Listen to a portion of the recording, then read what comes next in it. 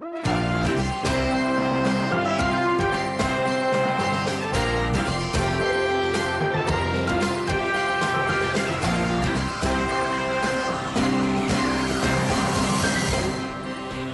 afternoon. It's Wednesday, May 3rd. I'm Laura Cornfield, and this is IBA News broadcasting live from Jerusalem. Prime Minister Benjamin Netanyahu ordered the Foreign Ministry to deduct an additional $1 million from the funds Israel transfers to the United Nations in response to what he described as UNESCO's demented decision yesterday that refuses to recognize Israel's sovereignty in Jerusalem. Speaking at the outset of the cabinet meeting this afternoon, Netanyahu declared the move is payback for the UN scheme, while emphasizing that more countries voted against the resolution than before. He took the opportunity to thank those countries such as the United States, Italy, Ukraine, Paraguay, and Togo. Meanwhile, Minister of Culture and Sports Miri Regev suggested Israel should shut down the UN headquarters in Jerusalem's Armona Netziv neighborhood in response to the UNESCO decision and demand the land be returned to the state. In a related development, the Foreign Ministry summoned Sweden's ambassador to Israel, Carl Magnus Nesser, for a dressing down after it was revealed that Sweden was the only European country who voted in favor of the UNESCO decision. Israeli leaders across the political spectrum harshly criticized yesterday's UNESCO decision that rejects the Jewish state sovereignty over Jerusalem. 22 countries approved the resolution yesterday, with 10 voting against and 23 abstentions. Prime Minister Netanyahu on Tuesday called the vote disgraceful and anti-Israeli, one that distorts history. He emphasized, however, that only 38% of the voting countries actually supported the measure, saying fewer nations supported yesterday's resolution compared to those who supported similar anti-Israeli resolutions last year. Israel's ambassador to the United Nations, Danny Danon, said the vote will not change the fact that Jerusalem is the Jewish people's eternal capital. Opposition leader Yitzhak Herzog called the resolution anti-Semitic and anti-Israeli, saying it distorts the history of the Jewish people and their unshakable connection to Jerusalem. There are more countries today that are abstaining or supporting Israel than there are those opposing Israel. But my goal is to have no votes in UNESCO on Israel. And UNESCO said a year ago that we have no connection to the Temple Mount. This year, they didn't say that. That's an improvement in the march of absurdity. They also said that Judaism, too, has some connection to Jerusalem. Well, we're making progress. But there's still a way to go. And the way we have to go is, in fact, to cut out this nonsense. There is no need that UNESCO will be involved in any political issue. The place for political issues and for conflicts is in the UN in New York. And the Arab group and the Palestinians should go to there and leave UNESCO to deal with its mandate. Its mandate, it's about other stories, just positive one. And we offered more than one time to the Palestinians and to other neighbors of us. Let's do some positive projects together. Let's do something that can build trust, a minimum of trust. But unfortunately, there is no answer from the other side. The Palestinian leadership will not accept any solution to the Israeli-Palestinian conflict that does not include a Palestinian state along the 1967 borders with East Jerusalem as its capital, Palestinian President Mahmoud Abbas told reporters ahead of his first meeting with U.S. President Donald Trump in Washington later today. While the U.S. president has expressed his intentions to assist in the Israeli-Palestinian conflict with the aim of reaching a peace deal, a number of Republican senators are already demanding that Trump use his meeting with Abbas to demand a cessation of financial payments to the families of Palestinian terrorists. Earlier this week, Prime Minister Netanyahu addressed the issue, saying it sends the wrong message to young Palestinians and one of the more you kill, the more you get. In his meeting with Netanyahu shortly after his inauguration earlier this year, President Trump urged Israel to halt settlement building in a bid to move the peace process forward. Speaking to reporters ahead of the meeting, White House Press Secretary Sean Spicer said the president's ultimate goal is to establish peace in the region. Hosting Jewish leaders at the White House on the occasion of Israel's 69th Independence Day celebrations, U.S. Vice President Mike Pence said President Donald Trump is committed to resolving the Israeli-Palestinian conflict and is considering transferring the U.S. Embassy to Jerusalem. Pence warned that while there will be compromises, Israel can be assured that the U.S. president will never compromise on the safety and security of the Jewish state. The best days for Israel and America are yet to come, he declared. On behalf of President Trump, just a few minutes ago, I had the distinct honor to wish a happy Independence Day to Prime Minister Netanyahu over the phone as we celebrate the 69th anniversary of the independence of America's most cherished ally, the Jewish state of Israel. And under President Donald Trump, let me assure you of this. If the world knows nothing else, the world will know this. America stands with Israel. So let me say with confidence to all who are gathered here, President Trump stands without apology for Israel, and he always will.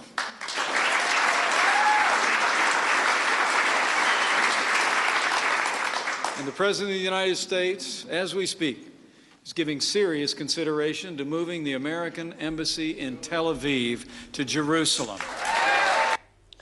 President Trump will not likely tolerate Palestinian rhetoric in his meeting with PA leader Mahmoud Abbas and will pressure the Palestinians to move practically towards peace.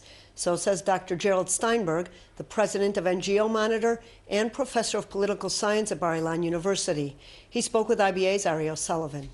It seems now that Trump is going to try to get Abbas to move off of the just absolutely immobile position that he had certainly throughout the Obama period, and to get Abbas to put something on the table. And I expect to see pressure. We may not see that. That may be private. But over the next few months, we're going to see, if Trump comes here, that's already going to be a major statement, issue about the embassy. But what we heard yesterday also was the National Security Advisor, McMaster, who spoke at an Israeli independence event in Washington. And he talked about Trump wanting to look at this conflict and solve the conflict. He repeated what Trump had said from the perspective of a businessman. He says he has no patience, no time for ideology, for ingrained positions. Well, that's sending a message to Abbas. Don't give me the story about how the Jews stole your land. Don't give me the story about your poor victims and you can't do anything. Don't give me this whole thing about refugees having to return, because we know that that's a non-starter. Put something concrete on the table. Whether that's going to be visible in public or whether it's going to be more nuanced behind the scenes, we don't know. But this is clearly the beginning of pressure on the Palestinians that they haven't seen for many years. Is the Trump administration in still a formation of a policy mode? Yeah, I think, and they have serious people working on this. Jason Greenblatt has come to the region a few times. He's met with a lot of people. He's hinted at a policy framework. I think McMaster also said it pretty straightforward. And Trump keeps talking about this being the deal of all deals. They're serious about this, and I think they have a strategy. If they don't see movement, a part of the process is always who's going to get blamed for failure. Netanyahu has been very, very careful. We're not going to build everywhere. We're going to limit our construction. We're going to work with the Trump administration. Now it's Abbas's turn, and we're going to see. And if he trips up, it could be very costly for the Palestinians. The UNESCO vote. Israel is trying to spin this as a victory. Is it? It's not a victory, but it's not as bad as last time. And I guess if you do better in these battles, and these are ongoing battles, UNESCO is basically captured by a majority of states that are part of the Organization of the Islamic Cooperation, the OIC. It's the largest single bloc in the UN. It's one of those examples of the UN just being a farce in terms of promoting moral principles or universal ideals. And UNESCO has a majority of countries that are anti-Israel. So of course you're going to get these resolutions. The Israeli view, the government's view, is we got more votes on our side. It passed by a smaller margin, and mainly what they call a quality vote, and that is the democratic countries. Israel put a lot of diplomatic effort into trying to change the UNESCO vote. Maybe it should have just ignored them. It's always a question on UN resolutions that for many years, since the days of Ben-Gurion, there was this Hebrew term, shmum. Exactly. The UN is something to be ridiculed and ignored. That didn't work very well. Now, I think over the last few years, we do take the UN more seriously because it gets quoted, particularly in Europe and also outside of the Western world, as some sort of a paragon of universal principles, human rights, and other things. So I think it's good to take it seriously and to try to defeat these resolutions, and at least to say, well, we got majority of democracies, countries that are not part of the Islamic bloc, in fact, said this is ridiculous. The Military Appeals Court in Tel Aviv this morning began deliberating the appeal lodged by the lawyer for IDF soldier Elor Azaria, who was sentenced to 18 months in prison on manslaughter charges for shooting an incapacitated terrorist in Hebron in March last year. The prosecution is also appealing what it calls the light sentence handed down to Azaria, noting the soldier never expressed remorse for his actions. In last year's incident, Abd al-Fattah al-Sharif and another terrorist, both armed with knives, wounded one soldier in a stabbing spree before they were neutralized. Azaria's lawyer, Yoram Shefta, lodged an appeal with the court, asking it to overturn the charges and reduce the prison sentence handed down to the soldier. A 5-judge panel was appointed to examine the appeals. Border police deployed at the entrance to the Shuafat refugee camp in East Jerusalem foiled a terror attack this afternoon after arresting a Palestinian carrying a knife. Police said the 21-year-old suspect withdrew his knife and threatened security forces after he was stopped for inspection at the entrance to the camp and asked for his identity papers. He was handed over to the Shin Bet security agency for questioning. Hamas yesterday gave Israel 24 hours to accede to the demands of hunger-striking Palestinian security prisoners in Israeli jails, warning it will increase the number of prisoners in future prisoner exchanges if Israel refuses the strikers' demands. The ultimatum, issued by a masked Palestinian spokesman in Gaza yesterday, occurred a day after the terrorist group issued a new policy document where it dropped its long-standing call for Israel's destruction, but continues to reject the Jewish state's right to exist. In a related development, the Human Rights Watch called on Hamas to release Avram Mengistu, Hashem Assayad, the 2 Israeli civilians held by the terrorist group in Gaza. The human rights group noted that the Israelis are mentally impaired and called on Hamas to let them go immediately. Special forces from 16 countries around the world are participating in the 9th Warrior competition in Amman, Jordan, organized by the Jordanian Armed Forces. Over a 5-day period, special forces from countries such as Saudi Arabia, Lebanon, Sudan, the United States, Romania, China, and Egypt will display their individual skills in shooting and teamwork. The competition, which winds up on Friday, is designed to enhance cooperation and teamwork and decision-making under difficult situations. The message is unity, everyone working together to be stronger, to fight any type of terrorism, any type of issues that we may come across, no matter what country you're in. We're all here to learn, to participate, to train together, and to make each other stronger. Israel's its official 69th Independence Day celebrations culminated last night with the prestigious Israel Prize ceremony in Jerusalem. The traditional award was given to 9 outstanding Israeli citizens who demonstrated excellence through their work in a wide range of fields. Considered by many as the state's highest honor, this year's Lifetime Achievement Award went to 2 people. David Be'eri, founder of the Ir David Foundation, who was recognized for his dedicated work in turning the city of David into a first-class heritage, education, and tourism site. The second Lifetime Achievement Award was given to social activist Tzvika Levy, commonly referred to as the father of lone soldiers, for his contribution to hundreds of thousands of soldiers without means and for his commendable treatment and devotion of bereaved families.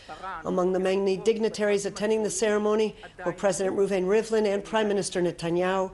Israel Prize Laureate Professor Neely Cohen, President of the Israel Academy of Science and Humanities, received the award in the field of legal research. Speaking on behalf of the laureates, Cohen devoted her speech to calling for further social and gender equality in society. The Cabinet approved today the new broadcasting draft bill that calls for setting up an independent news division that will be separate from the new Public Broadcasting Corporation. The draft bill is set to be brought before a special procedural session of the Knesset to pave the way for its debate in the plenum tomorrow. Opposition MKs have announced they were boycotting the session in protest over the undemocratic way the government was passing laws during the spring break. The new law is expected to be fast-paced through the first, second, and third readings before May 15th, the date the Israel Broadcasting Authority is set to close and the new broadcasting corporation begin. Efforts are still underway to include English news broadcasts in the new law. Just hours before the nation bowed its head in memory of Israel's fallen servicemen and women and victims of terror, a new national memorial hall for Israel's fallen at the entrance to Mount Herzl's military section was inaugurated in Jerusalem Sunday morning. Speaking at the dedication ceremony, attended by Prime Minister Netanyahu, Defense Minister Avigdor Lieberman, the country's top security echelon, and bereaved families, President Reuven Rivlin vowed the Jewish state will cherish the memories of its heroic sons and daughters from one generation to the next. Prime Minister Netanyahu declared the hall one of the symbols of the State of Israel, saying its walls are built of bravery, strength, and sacrifice. Just minutes into his speech, Netanyahu was interrupted by a bereaved father who shouted out, "Apologize, I don't forgive you. Remember Leah Goldin's tears." He was referring to the debacle during the Knesset Comptroller's Committee on Operation Protective Edge, where Likud MKs David Bitan and Miki Zohar shouted at the bereaved parents present, including Leah, the mother of Hadar Goldin, one of the IDF soldiers killed in that 2014 war, whose remains are being held by Hamas in Gaza. At the time, many took the Prime Minister to task for failing to admonish the MKs for their outbursts at their bereaved families. Construction of the hall began 2 years ago, lists the names of 23,544 servicemen and women killed since the establishment of the state. An eternal flame commemorates the fallen. Former Ashkenazi Chief Rabbi Yonah Metzger began serving his prison sentence Monday at the Masiao jail in Ramleh. Metzger was sentenced in a plea bargain for a list of corruption charges, which include receiving bribes totaling over 5 million shekels. The Supreme Court on Sunday accepted his appeal and reduced his 4.5-year prison sentence by 1 year. The former rabbi will also be forced to pay a $1.3 million fine for a slew of other charges, including money laundering, fraud, theft, conspiracy, breach of trust, and tax evasion. Metzger was also accused of profiting from donations for charitable organizations and for stealing money he raised for a yeshiva in his Tel Aviv synagogue. In a corruption act now called the conversion affair, Metzger received bribes from foreigners who wished to convert to Judaism. In entertainment news, the popular hot jazz series is back, and the next guest goes on stage tomorrow. Antillean singer Shir Maros will be joined by the Eyal Vilner Sextet in a special tribute to Aretha Franklin. The performer has received rave reviews for her bold covers of the Queen of Soul's hits, which will include Respect, Natural Woman, and Think. Rus will be in Beersheva, Ganei Tikva, Jerusalem, Herzliya, Modi'in, and Tel Aviv through the 12th of May.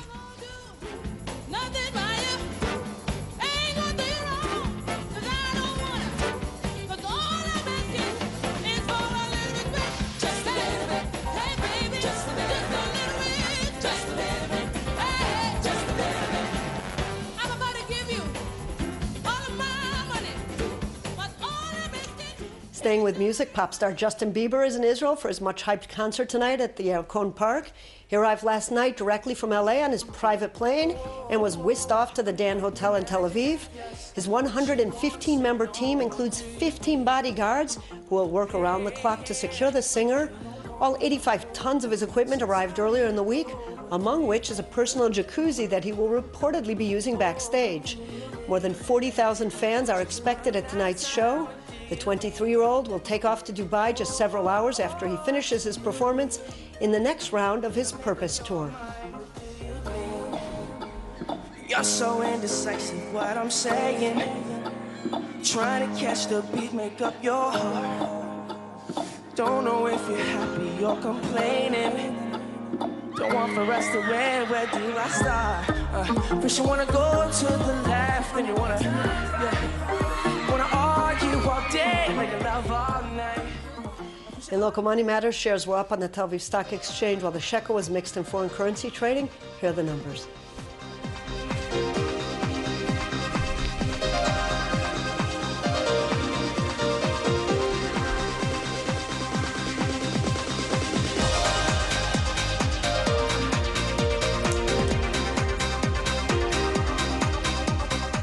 And the IBA weather team says there will be no significant change in temperatures tomorrow. Skies will remain partly cloudy, and there are chances of isolated showers in the northeastern regions during the day.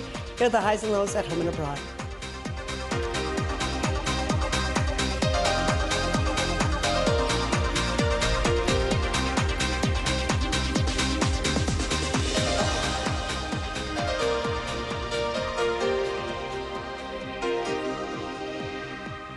And that's all for this newscast. Join us again tomorrow, same time, same channel.